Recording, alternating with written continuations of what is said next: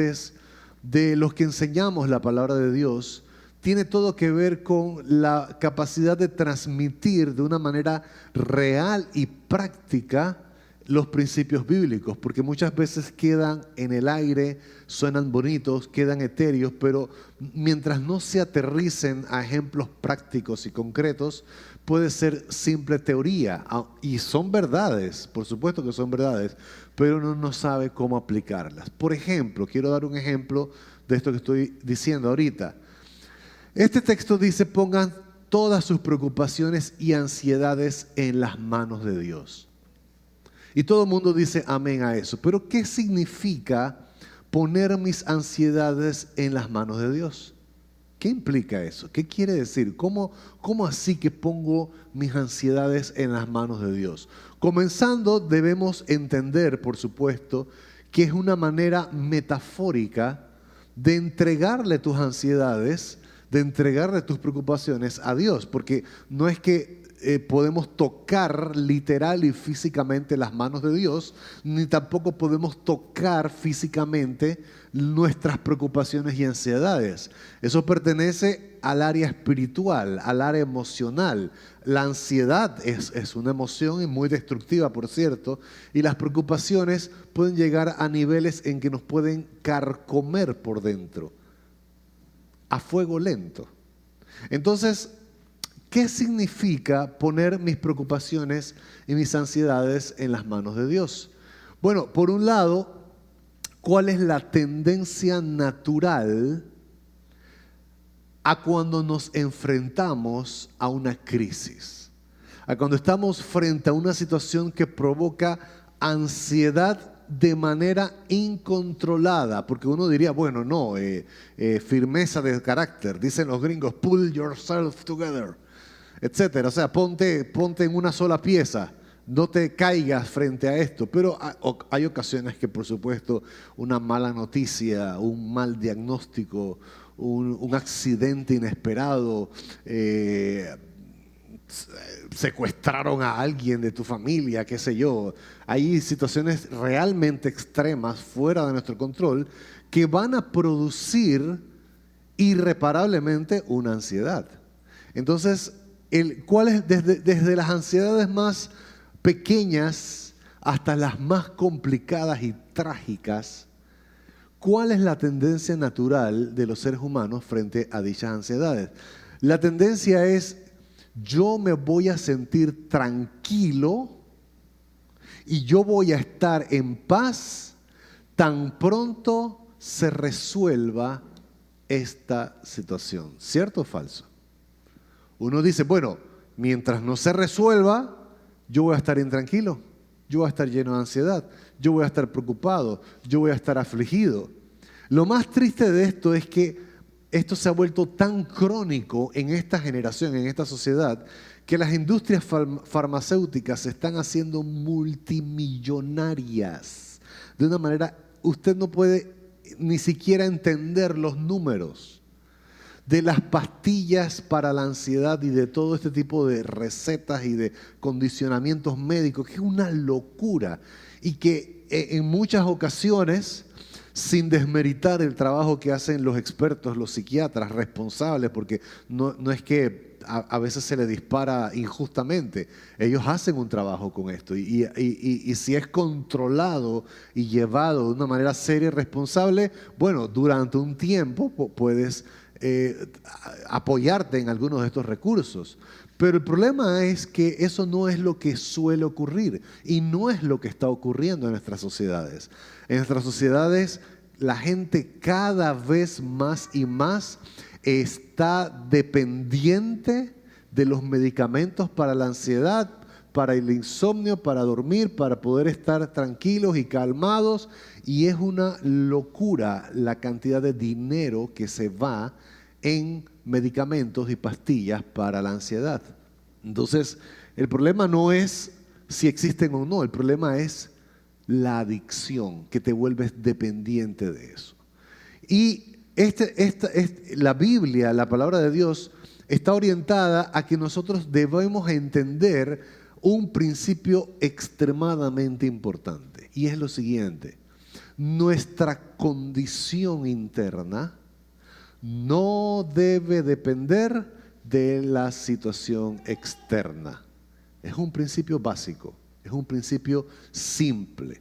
Si yo voy a llegar tarde a una cita, a una reunión importante, digamos que, porque la gente que suele decir, si usted va en la calle y es que voy apurado, dije, bueno, ¿por qué no te paraste más temprano? Es la primera, pero uno no sabe realmente de dónde viene, qué cosas provocaron la tardanza que muchas veces se escapan de las manos de las personas y no necesariamente es la culpa de alguien, pero sea tu culpa o no sea tu culpa, te puedes llenar de ansiedad en un momento en el que tú necesitas llegar a tiempo a una entrevista de trabajo, a una cita con un cliente, a un negocio que se iba a cerrar en una reunión, en una junta, etcétera, cualquier cantidad de situaciones y te atrasaste por algo. Y encima de que te has atrasado y estás lleno de ansiedad y lleno de angustia, te encuentras con un tráfico inusual. ¿A cuántos les ha pasado eso? Levante su mano. Para colmo de males, el tráfico está peor que nunca. Tú sabes que, bueno, ya tú cuentas con algo de tráfico, pero ese día están reparando la calle. Ese día la calle está cerrada porque está un tipo trepado en el poste eléctrico haciendo una reparación, o ese día hubo un choque de esos descomunales y tienes que desviarte. Y entonces el tema de la angustia se vuelve exagerado y grande. Allí es donde salen muchas veces el verdadero yo. Porque allí es donde, ¿qué ocurre en esa circunstancia? Bueno, mucha gente, como se dice en buen panameño, se le sale el cobre. Comienzas a insultar allá, hijo de tu madre, hijo de tu padre y nieto de tu abuelo. Y comienzan unas clases de palabras que de repente algunos en condiciones normales no las dicen, sino que las reprimen, pero ahí sale toda esa sarta de demonios por la boca y porque estás bajo una presión que no puedes tolerar, que va más allá de lo que tú puedes manejar. Estás en angustia, estás en ansiedad. Entonces, eso, gracias por el apoyo. Entonces, ¿qué dice la palabra de Dios? Dice, pongan algunas de sus preocupaciones. Pongan las más insignificantes o las tolerables. No, dice, pongan todas sus preocupaciones y ansiedades en las manos de Dios, porque Él cuida de ustedes. Entonces, ¿a qué me refiero con que es cuestión de actitud? En este ejemplo básico, porque lo vamos a ver en un espectro muy amplio a lo largo y ancho de muchos ejemplos, pero es cuestión de actitud. Bueno, la actitud, y lo vamos a ver un poco más adelante y más a fondo, está íntimamente relacionada con lo que tú crees. Vuelvo y repito, tu actitud frente a la vida, frente a una circunstancia en particular, está íntimamente relacionado con lo que tú crees. El ejemplo del carro, del accidente, del tráfico y de que vas tarde a una junta, a una reunión, es la siguiente. Bueno, yo estoy creyendo que lo peor va a pasar. Ese es el punto. Yo estoy creyendo que lo peor va a pasar. Por eso la angustia. Por eso la ansiedad. Es decir, yo estoy creyendo de que me van a regañar, voy a perder al cliente, no se va a cerrar el negocio, me van a botar del trabajo, me van a humillar públicamente, voy a pasar vergüenza, las razones que sea. Pero la ansiedad es provocada por una situación que tú no quieres que pase. ¿Están conmigo o no están conmigo? Tú no quieres que suceda ninguna de estas cosas producto de que voy a llegar tarde a una situación. No quieres que pase. Y te llenas de ansiedad, y la ansiedad está también ligada a que no tienes control de las circunstancias.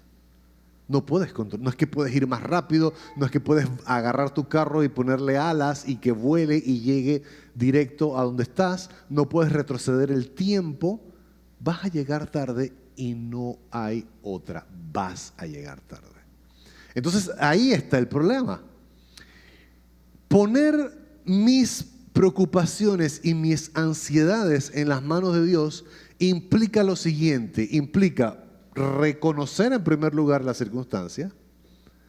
En segundo lugar, decir, ¿sabes qué? Yo elijo desconectarme o no preocuparme por esto porque el resultado está fuera de mis manos. Pregunta, ¿lo que vaya a pasar producto de que yo llegue tarde va a cambiar si me preocupo más o menos? ¿Va a traer algún resultado que yo me estrese al extremo de los gritos y la desesperación y el pánico? ¿Eso va a cambiar en algo el resultado de que yo llegue tarde? Absolutamente no. Así que si yo me enojo, grito e insulto a todo el mundo, peleo con todo el mundo, estoy lleno de ansiedad y estrés, no va a producir ningún cambio en el resultado de que yo llegue tarde, entonces yo puedo también adoptar una postura de calma, de tranquilidad y de confianza en Dios. Y aquí es donde está el punto clave. ¿Por qué la ansiedad está ligada a lo que yo creo? Porque yo estoy creyendo que me va a pasar lo peor por llegar tarde. Pero si comienzo a creer, sígame de cerca, si comienzo a creer que Dios cuida de mí, que Dios tiene cuidado de la circunstancia, que Dios se va a encargar, porque mi vida está en sus manos, y sea lo que sea, Él tiene cuidado de mí. Entonces yo puedo acceder a la calma y a la paz frente a una circunstancia que está fuera de mi control. Entonces tenemos dos cosas. La tendencia natural es que mi calma está relacionada con mis circunstancias. ¿Sí estamos de acuerdo? Mi calma está relacionada con que si las cosas están bien. Entonces, si están bien, yo estoy calmado. Si voy a tiempo, yo estoy tranquilo. Si mis hijos todos tienen salud y están en buenas escuelas, mi condición económica es buena, mi trabajo es bueno, yo estoy en calma, yo estoy tranquilo. Si yo tengo salud, estoy cool. Hoy estoy muy panameñizado, ¿no? Estoy cool. No hay problema. Si las cosas están bien. Y si las cosas están mal, estoy enojado, triste, puedo caer en depresión, somatizo, es decir, comienzo a enfermarme sin causa real, simplemente las emociones traen muchas enfermedades, inclusive de todo tipo. Todo tipo de malestares están directamente relacionados con la somatización, con el no poder manejar unas circunstancias específicas. Reacciones alérgicas, migrañas, problemas de columna, problemas de espalda, dolores aquí, achaques allá. Todo esto comienzan a volverse crónico y comienzas a visitar los doctores para tratar de tratar problemas que simplemente se resuelven si logras bajar el nivel de estrés y el nivel de ansiedad. Entonces aquí estamos frente a esto. O las circunstancias manejan mi vida, o las circunstancias controlan mi vida. ¿Cuál es el problema de eso? Que yo no tengo control de las circunstancias. Yo no puedo decir qué va a pasar mañana, ni siquiera puedo decir qué va a pasar el próximo minuto. Puedo tener algunas expectativas, puedo esperar poder terminar este mensaje que estoy dando, pero no tengo la garantía de que vaya a ocurrir. Entonces, si las circunstancias están fuera de mi control, fuera de mi alcance, y mi condición, mi paz interna está relacionada con las circunstancias, tengo un mal fundamento. Tengo un fundamento endeble. Voy a sentirme bien dependiendo de las circunstancias y me voy a sentir mal y frustrado dependiendo de las circunstancias también. La propuesta bíblica es esta: conocer y entender que Dios tiene cuidado de mí. Si yo conozco y entiendo que Dios tiene cuidado de mí, mi actitud va a ser diferente. Y el resultado va a ser el siguiente, un resultado glorioso y maravilloso. ¿Cuál? Las circunstancias no van a determinar cómo yo voy a estar en cada momento. ¿Cuántos dicen amén a eso? Y usted sabe que Dios está muy interesado en llevarnos a todos nosotros a ese lugar. ¿Usted lo sabe? Y usted sabe que muchas de las crisis que Dios permite que sucedan en nuestra vida están directamente relacionadas a que aprendamos a confiar en Él, a que aprendamos a tener fe en Él. Porque también les voy a hacer una pregunta honesta. Seamos honestos. ¿A cuántos les ha pasado que estás frente a una angustia terrible y supusiste lo peor y cuando llegaste todo marchó bien y no pasó nada? Levante su mano. Que dejé la puerta abierta, que dejé a los niños así, que no se los secuestraron, mínimo los secuestraron. Y cuando vas a ver, estaba reído jugando aquí y allá, se perdió en el almacén. O sea, podemos nosotros citar, puedo pasarme toda la mañana a citar cualquier cantidad de ejemplos que ilustran el punto. ¿Cuántas veces nos hemos angustiado y afligido por situaciones que terminaron bien? Y Dios quiere que usted se ahorre esa angustia. Dios no nos quiere a nosotros de angustia en angustia. Dios nos quiere de victoria en victoria. Y eso está relacionado con lo que crees. Con la fe, por supuesto. El punto final es la fe. Confiar en Dios. O confiamos o no confiamos en Dios.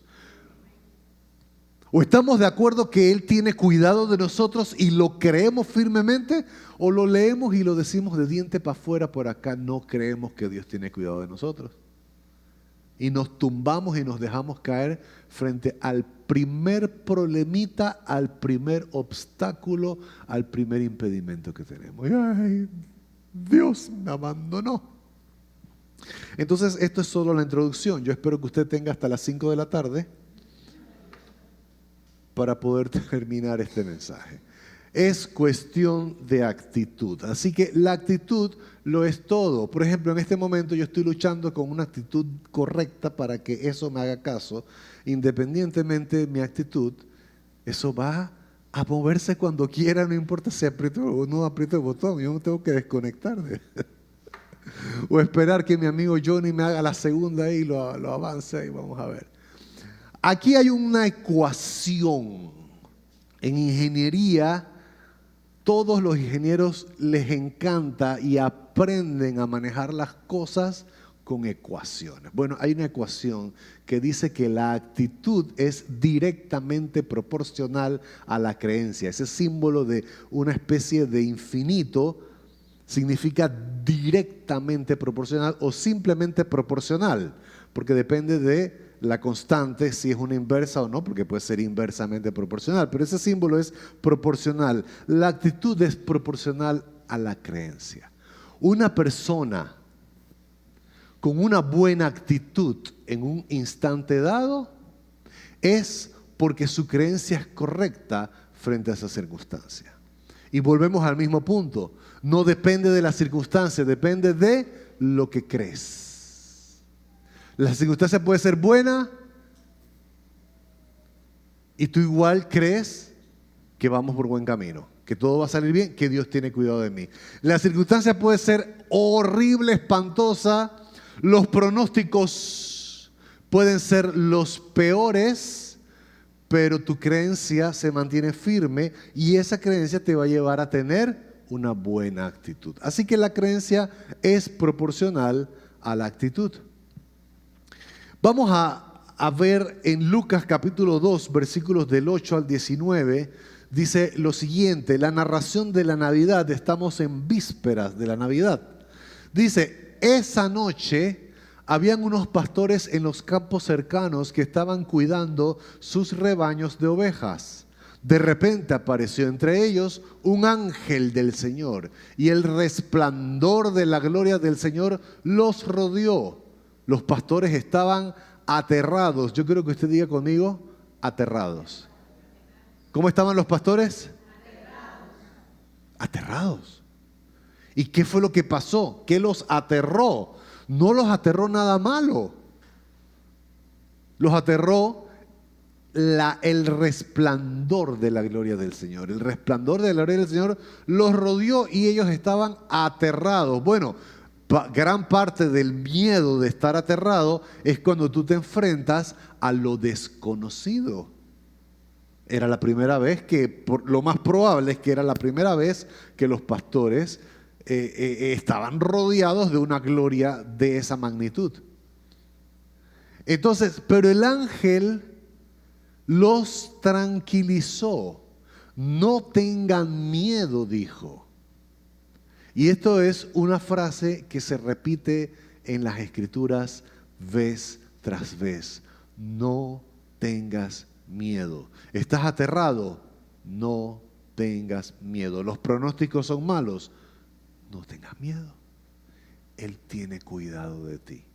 Cuando tienes miedo es porque dejas de creer que Dios tiene cuidado de ti. La ecuación es simple. El ángel le dijo, no tengas miedo, les traigo buenas noticias que darán gran alegría a toda la gente. El Salvador, sí, el Mesías, el Señor, ha nacido hoy en Belén, la ciudad de David. Y lo reconocerán por la siguiente señal. Encontrarán a un niño envuelto en tiras de tela, acostado en un pesebre. Los bebés no se acuestan en un pesebre. No es que esto era algo normal ni cotidiano. Por eso el ángel le dice, esta será la señal. ¿Cómo lo podrán encontrar? Bueno, ahí está la dirección y cuando encuentren a un bebé envuelto en telas, en un pesebre, esa es la señal. Entonces, de pronto, se unió a ese ángel una inmensa multitud, los ejércitos celestiales que alababan a Dios y decían, gloria a Dios en el cielo más alto y paz en la tierra para aquellos en quienes Dios se complace. Ahora usted imagínese por un momento aquella primera Navidad, este espectáculo. ¿Usted se imagina un espectáculo de este tipo? No hay artista, por muy famoso y exitoso que sea, que en sus shows gloriosos y maravillosos le lleguen a los pies a este espectáculo que está aquí. Dice que los ejércitos celestiales y la gloria de Dios. Usted se imagina poder ver semejante espectáculo. Es una cosa impresionante, sin precedentes. Toda la gloria de Dios estuvo manifestada en esa Navidad. Y sale, y los pastores pueden atestiguar eso, pero los pastores tenían la siguiente lección, los que cuidaban los rebaños. Ellos pudieron fácilmente haberse dejado dominar por el miedo, fácilmente seguir aterrados e irse huyendo de ahí. Se hubieran perdido la dicha y la bendición de ser uno de los muñequitos que ponemos en el nacimiento. Se hubieran perdido el ver al Salvador. Así que estaba en la actitud de ellos. ¿Y cuál fue la actitud que describe la palabra de Dios? Dice, cuando los ángeles regresaron al cielo, los pastores se dijeron unos a otros, vamos a Belén, veamos esto que ha sucedido y que el Señor nos anunció. Esta es la declaración de los pastores. Muy bien pudieran haber dicho como buen panameño, yo voy para adelante, esto no es conmigo y me dejo llevar por el miedo. Al contrario, ellos se llenaron de entusiasmo.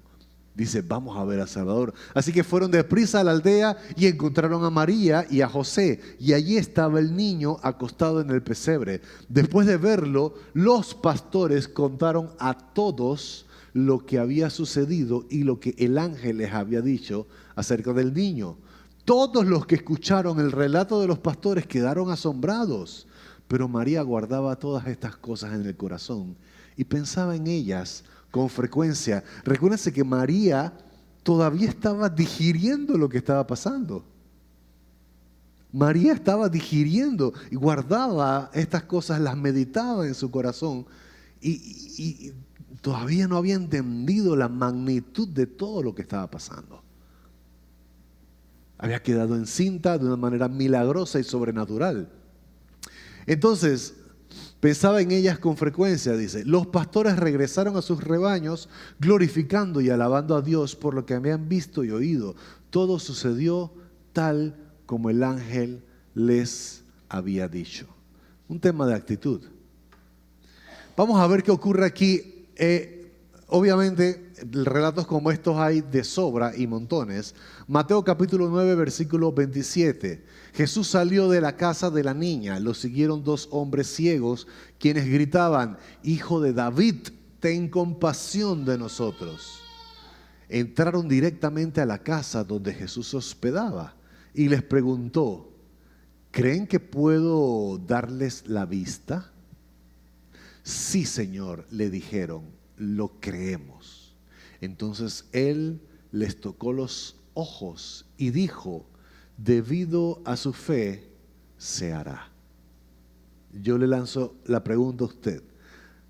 Ponga en su mente alguna aflicción que usted tenga, algún impedimento, algo que le roba la calma en este momento. Y le pregunto, ¿cree que Dios tiene cuidado de usted? Las palabras se repiten, las mismas palabras que Jesús le dio a los ciegos. Debido a tu fe, así se hará. No importa lo que estés pasando. Debido a tu fe, así se hará. Permítame profundizar un poco más. Primera de Corintios capítulo 8 versículo 1. Ahora quiero que sepan, amados hermanos, lo que Dios en su bondad ha hecho por medio de las iglesias de Macedonia. Estas iglesias están siendo probadas con muchas aflicciones. Repito, estas iglesias están siendo probadas con poquitas, insignificantes aflicciones, con muchas aflicciones. Están siendo probadas estas iglesias. Y en esa época las iglesias, a diferencia de hoy en día aquí en Panamá, porque en otros lugares también es así, a diferencia de aquí en Palagá, nosotros, y mientras estemos así, disfrútelo, porque estamos como reyes. Pero la iglesia no es perseguida aquí en Panamá.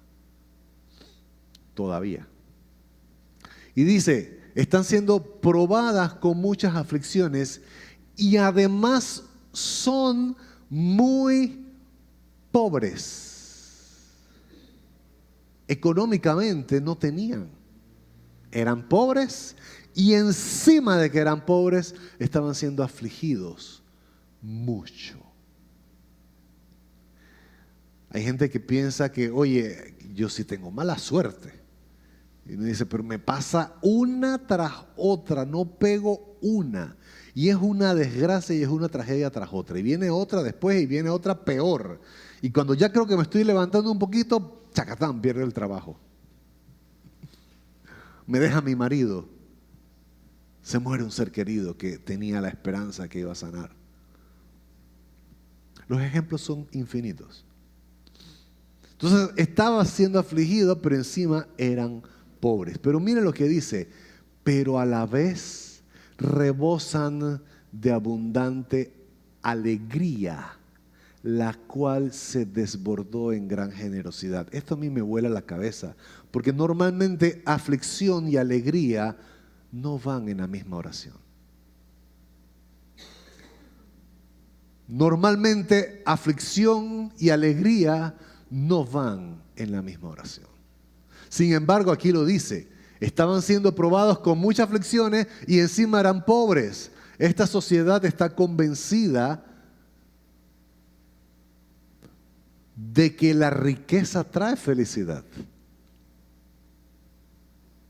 La abundancia económica trae felicidad. Y eso es la gran mentira del mundo. Si no, pregúntenselo a aquellos podridos en plata, como se dice en buen panameño, y terminaron suicidándose. Tenían dinero, tenían fama, tenían todo lo que querían, pero no pudieron resolver el problema interno. Es un tema de actitud. Esta iglesia rebosaba de alegría, y la alegría era tanta que aunque eran pobres, daban. Este mensaje no tiene nada que ver con el dinero. En otra ocasión hablamos del dinero. Estamos hablando de actitud. Pero él dice que daban y se desbordaban en generosidad y estaban llenos de alegría a pesar de que estaban rodeados de aflicciones. Puedo dar fe de que dieron no solo lo que podían, sino aún mucho más. Y lo hicieron por voluntad propia. Nos suplicaron una y otra vez tener el privilegio de participar en la ofrenda para los creyentes de Jerusalén. O sea, para que ese texto estaba ahí, lo que quiere resaltar ese texto es, pareciera que los apóstoles, pareciera que Pablo estaba diciendo, ya, tranquilos, no den más, ya, con calma. Porque para que ellos les suplicaran, dice, les suplicaban, por favor, danos el privilegio de participar y de darte más. Ellos estaban, como que había que, ya, aguanta la cosa. No, ellos, por favor, déjanos dar más, déjanos participar de este privilegio y de esta bendición de lo que es dar. Ahora dígame si no es una cuestión de actitud o no. No es cuestión de actitud. Porque tenían todas las excusas del mundo para decir, ¿sabes qué? Yo no voy a dar. Somos pobres. No tenemos recursos económicos. Nosotros estamos necesitados. Pero no. La actitud los llevaba a ellos a actuar con generosidad. Y termina diciendo, de participar en la ofrenda para los creyentes de Jerusalén. Incluso hicieron más de lo que esperábamos, porque su primer paso fue entregarse ellos mismos al Señor y a nosotros, tal como Dios quería. Ahora, aquí está la clave, porque tú puedes intentar tener buena actitud frente a la vida, creer en las cosas que estamos diciendo, creer que Dios tiene cuidado de ti, pero todas estas cosas son infructíferas y no funcionan a menos que esto que aquí dice se cumpla primero. Dice, porque su primer paso, ¿cuál fue su primer paso? Entregarse ellos mismos al Señor. Ese es el primer paso. Si yo me entrego al Señor, entonces Dios me habilita, me capacita y me da el entendimiento para poder yo construir mi fe y un sistema de creencias que no dependan de las circunstancias, sino que dependan de lo que yo he creído en el Señor. Qué tremendo es esto. Es tremendo. Y es extremadamente importante en nuestras vidas. Razones para huir, pues tenemos montones. Ellos tenían María frente a la opinión pública. María pudo haberle dicho al ángel, mira, ¿sabes qué? Escoge a otra, porque yo tengo miedo. Escoge a otra porque a mí me pueden linchar. La ley les exigía a ellos que cualquier persona que cometiera adulterio o que tuviera relaciones sexuales estando ya comprometidas, podría ser lapidada.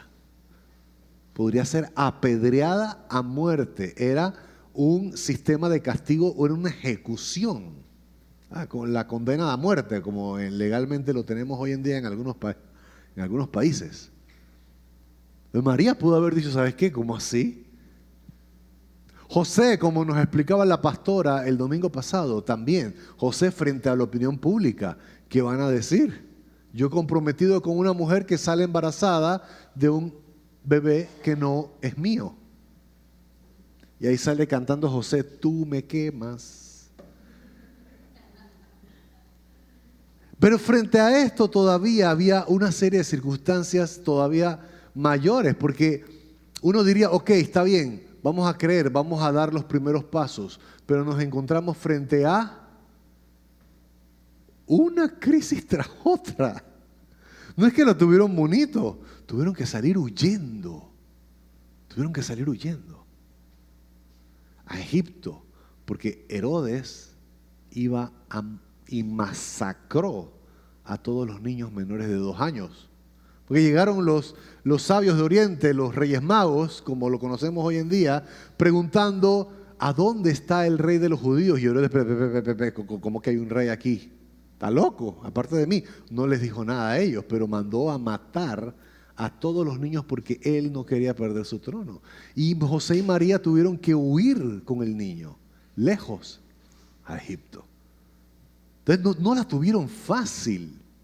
¿Cuántos de ustedes les ha tocado huir con su familia entera porque los van a matar o porque van a matar a sus hijos?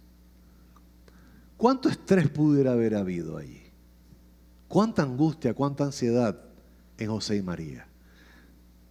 Pero los vemos siempre firmes, tomando las decisiones correctas.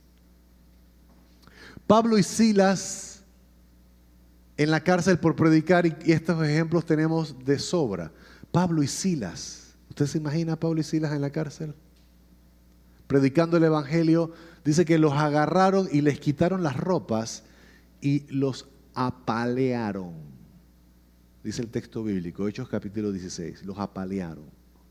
Y después de apaleados, les pusieron cepo y los dejaron en el calabozo de más adentro, donde se entiende que descendía de lo alto todas las necesidades de los presos que estaban arriba. Y allí estaban Pablo y Silas. ¿Cuál es la actitud que tenían Pablo y Silas? Habiendo sido apaleados y estando en el cepo de más adentro, lleno de peste, y amarrados y adoloridos, ¿cuál fue su actitud? Señor, yo que te he servido hasta lo máximo y mira cómo me pagas. ¿Y cuántas veces eso no es lo que decimos nosotros? Señor, yo que estoy yendo a la iglesia, yo que ofrendo, yo que te sirvo, yo que levanto mis manos y canto alabanza, yo que me he guardado de esto y de aquello y no participo en estas cosas que son pecaminosas y tú dejas que me pase esto. Y encima dejas que me pase aquello también.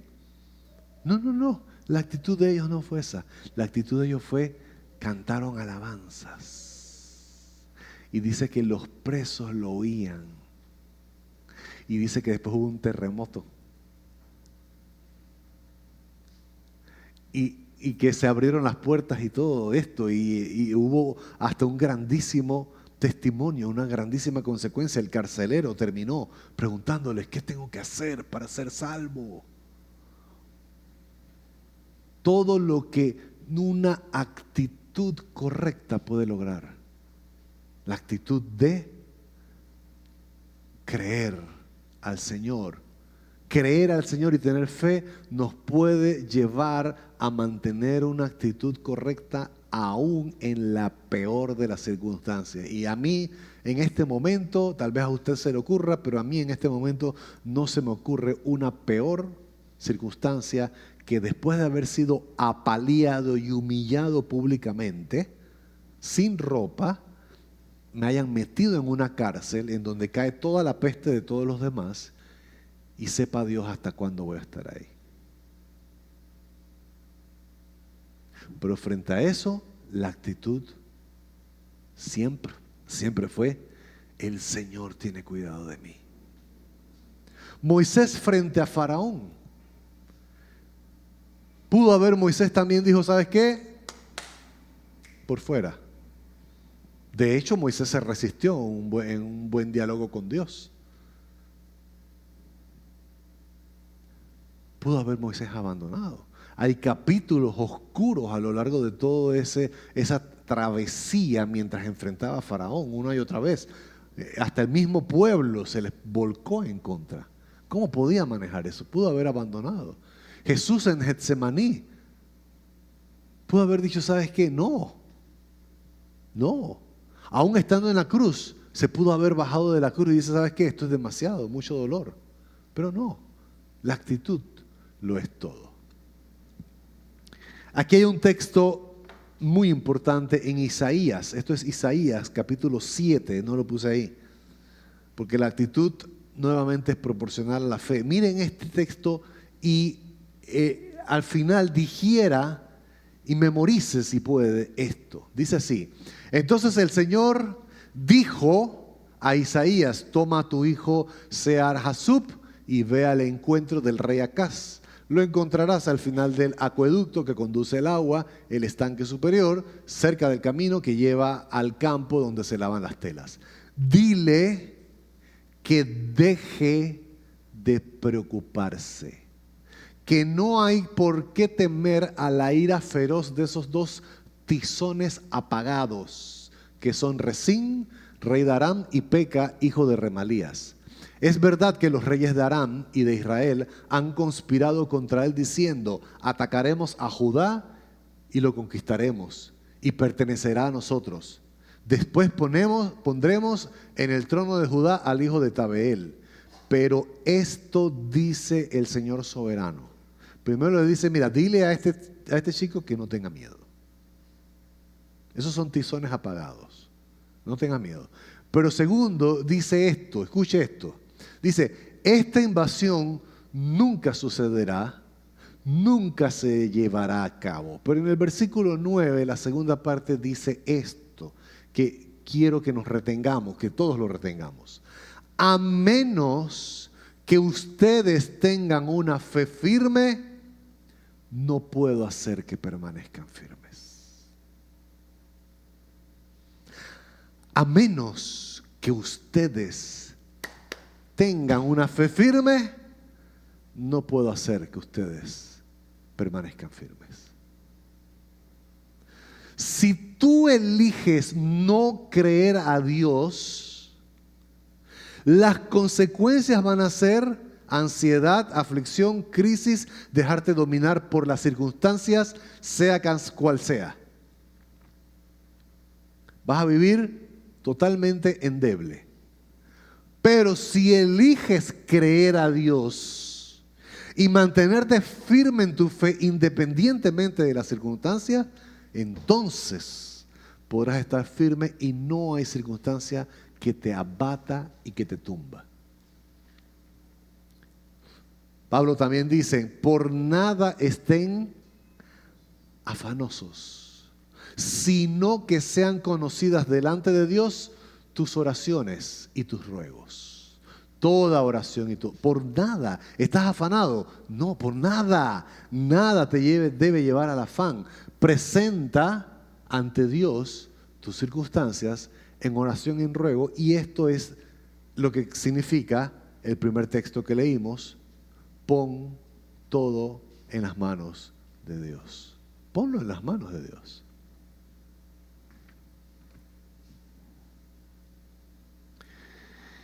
Y una de las cosas más importantes es que aún en medio de la debilidad, el Señor nos fortalece. Ahí hay dos textos importantes. No lo vamos a leer, pero en uno Jesús está diciendo en una ocasión, Jesús, ¿usted se recuerda cuando un hombre le pedía un milagro a Jesús? Y Jesús le pregunta, ¿crees? Y él respondió, sí creo. Y después dijo, ayúdame incredulidad. Se está contradiciendo, ¿no? O sea, para mí, ya lo he dicho antes, pero para mí, Jesús le pregunta, ¿crees?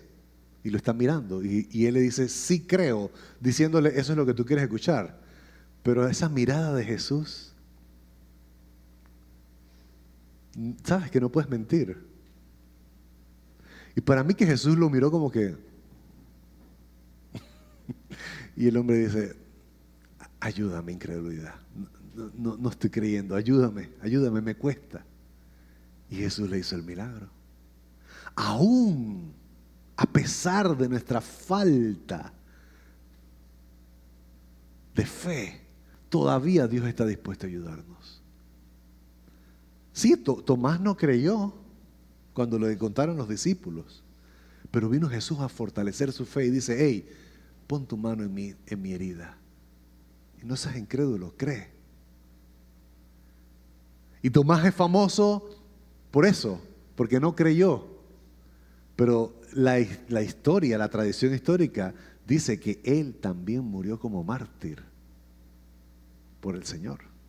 Sí terminó creyendo y sí terminó sacrificándose.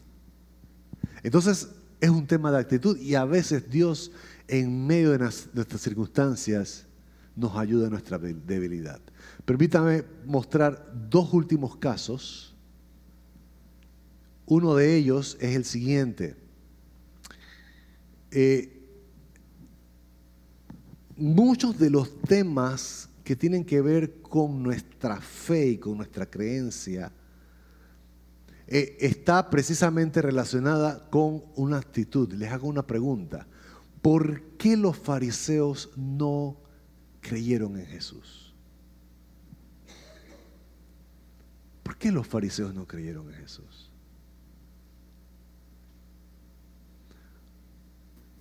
Conocían las Escrituras, conocían las profecías. Cuando los Reyes Magos llegaron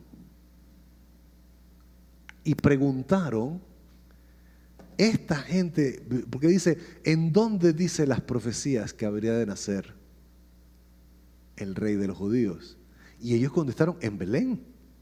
Están las profecías.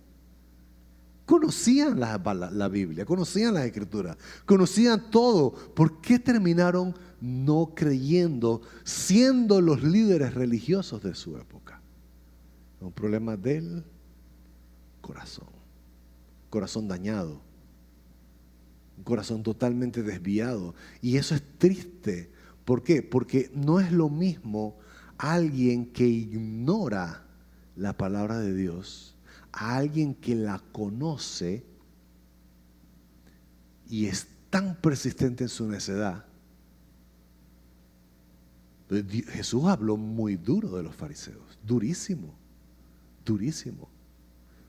Porque conociendo la palabra de Dios, no le reconocieron a él que él era el enviado de Dios. Y eso tiene que ver con una actitud del corazón. Jesús desenmascaró la actitud del corazón de ellos, que era la arrogancia. Estaban llenos de orgullo. ¿Se recuerdan la oración del fariseo versus la oración del publicano? ¿Cómo eran las oraciones de ellos? Pretenciosas, para que la gente los viera y los admirara y los reconociera y diga, Rabí. Todo eso lo describe Jesús. Y en esta oración del publicano versus la del fariseo es, gracias te doy porque yo no soy como ese loser que está por allá, publicano, pecador. Yo soy, y yo conozco la palabra de arriba abajo, pero no la entiendes. Y no te ha transformado. Porque lo que tiene que hacer la palabra de Dios es producir en nosotros fe, porque es la fe lo que nos va a permitir permanecer constantes. Entonces, ahí el problema de las creencias cuando son equivocadas tiene todo que ver con la actitud. La pastora me mandó ayer, creo que fue, tú mandé un WhatsApp, ¿puedes ponerme la imagen, por favor? Esto me sorprende porque a mí me llama la atención cómo vez tras vez vemos los ateos más importantes del siglo XX hoy en día se han convertido a Cristo. Aquí está este hombre de 99 años. Este señor tenía un programa de radio, escucha esto, en la que se la pasaba humillando a los cristianos y a todos los que crean en Dios. Firme en sus argumentos, dice, narra este texto por 8 décadas, por casi 8 décadas, combatió el cristianismo y fue un militante de los ateos más importantes. Terminó rendido a los pies de Cristo y bautizándose. Dice que escucha esto, visita una iglesia, cargado obviamente, y le pregunta al pastor, ¿será que Dios podrá perdonar a un vil miserable como yo? Y el pastor agarró la Biblia y lee, porque Él nos amó aún estando muertos en nuestros delitos y pecados. El hombre no aguantó más y cayó de rodillas y se entregó a Cristo. Y ese mismo día se bautizó, imagínense. Agarró el chapuzón ahí en el agua y bautizó. Y ahora es militante de la fe, al igual que una larga lista de ateos que hoy se están convirtiendo y que eran los emblemáticos, eran las banderas, ya la puedes quitar, eran las insignias. Muchos de los argumentos de los ateos que hoy están convertidos todavía lo siguen creyendo la gente. Dice, pero la gran mayoría de estos coinciden. ¿Por qué traigo esto? Porque es el mismo punto. Dice Josh McDowell, cuando estaba haciendo la tesis para su título universitario, él dice, yo voy a destruir el fundamento de los cristianos, y es la resurrección de Cristo. Se fue contra todo, entrevistó, investigó, hizo y deshizo, porque él dice, la resurrección de Cristo es una farsa. Y si el cristianismo está basado sobre eso, yo me voy a encargar de ridiculizar y de humillar. El problema es que fue objetivo en su búsqueda. Y terminó siendo uno de los defensores más poderosos del cristianismo. Y él plantea en su libro lo siguiente, que es donde quiero apuntar. Este es el punto importante. Él dice, el problema del ateísmo no es la falta de evidencia, porque sí la hay. Y hay de sobra. Y aquí las describo en mi libro una tras una. Tiene un librón así, de todas las evidencias que encontró y que lo llevaron a él a creer. Pero dice, el problema del ateísmo no es la falta de evidencia, porque es un problema de actitud. Porque cuando hay evidencia, la ignora y no quiere creer. Cuando hay evidencia de Dios, cuando hay evidencia de esto, simplemente la ignora y no quiere creer. Y lo único que hace es reforzar lo que sí quiere creer. Y agarra de aquí, agarra de allá y agarra acá y alimenta, y eso crece, y eso crece, y eso crece. Pero esto de acá lo ignoro. Entonces es un problema de actitud, sigue siendo un problema de actitud. Porque al final dice que la gran mayoría, obviamente no todos, tenían un concepto de Dios que fue desilusionado, que fue decepcionado. Y yo me pregunto, ¿cómo ustedes ven a Dios?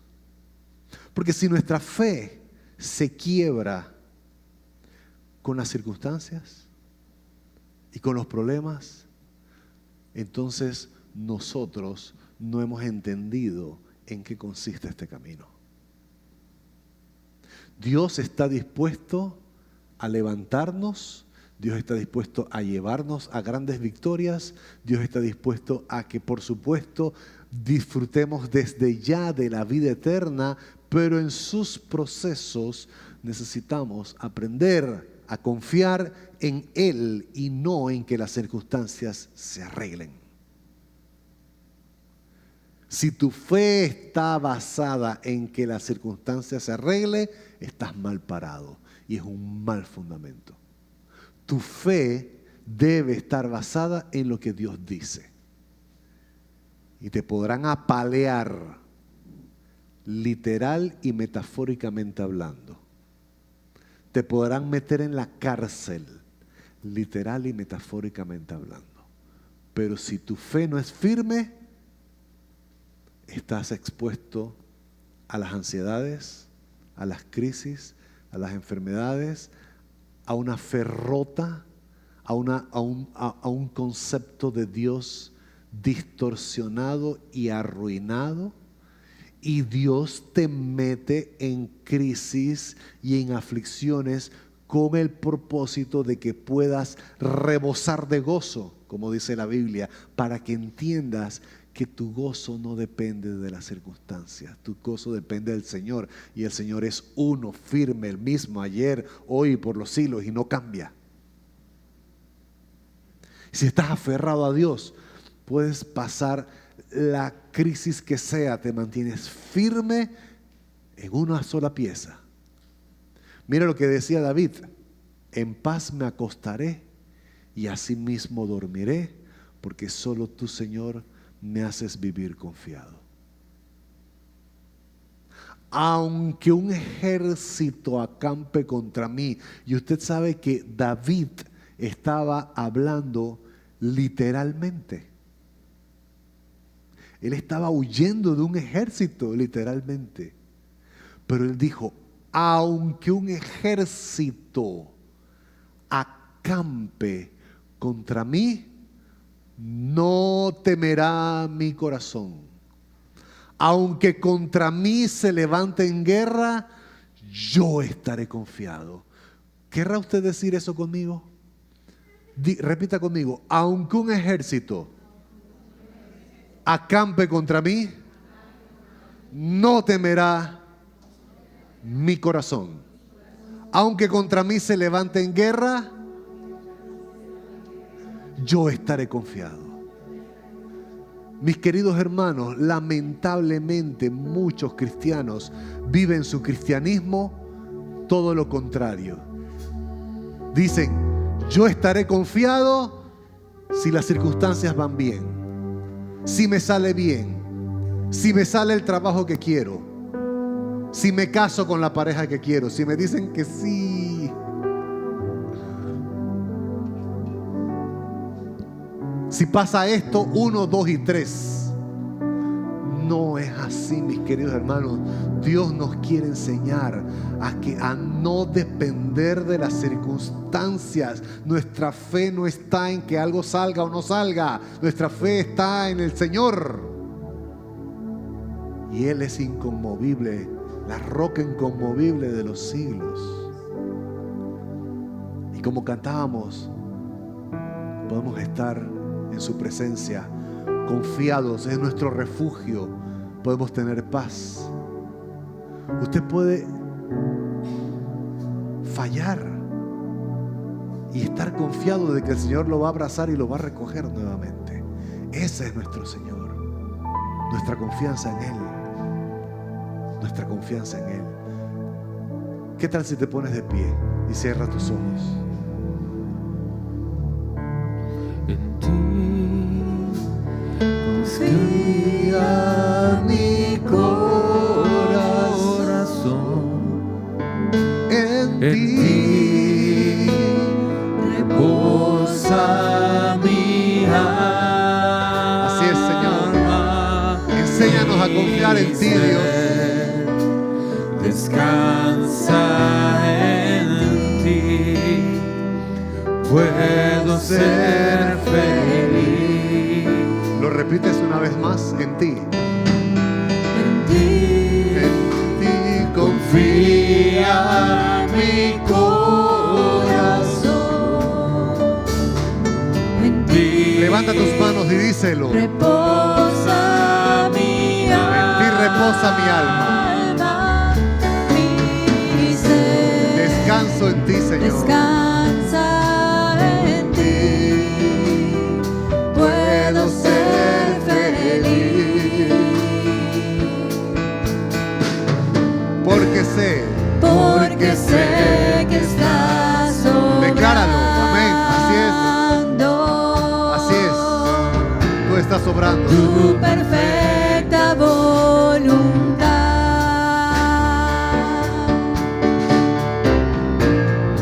En mi vida estás obrando.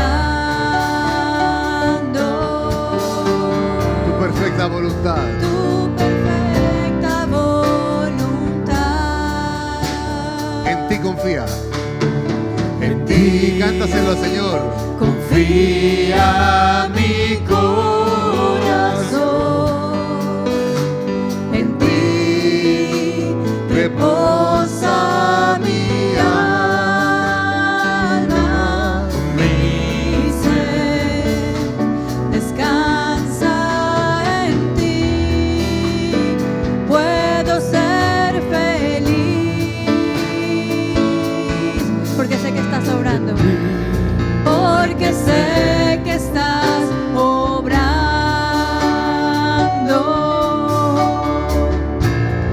tu perfecta voluntad.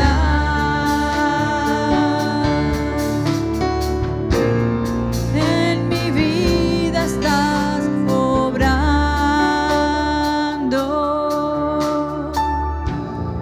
tu perfecta voluntad.